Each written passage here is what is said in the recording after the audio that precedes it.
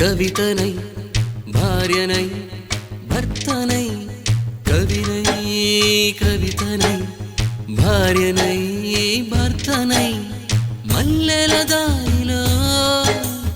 మంచు ఎడారిలో మల్లెల దారిలో మంచు ఎడారిలో పన్నీటి జయగీతాల కన్నీటి జలపాతాల నాతో నేను అనుగమిస్తూ నాతో నేనే రమిస్తూ ఒంటరినై అనవరతం కంటున్నాను నిరంతరం కలల్ని కథల్ని మాటల్ని పాటల్ని రంగుల్ని రంగవల్లుల్ని కావ్య కన్యల్ని ఆడపిల్లల్ని జగమంత కుటుంబం నాది ఏకాకి జీవితం నాది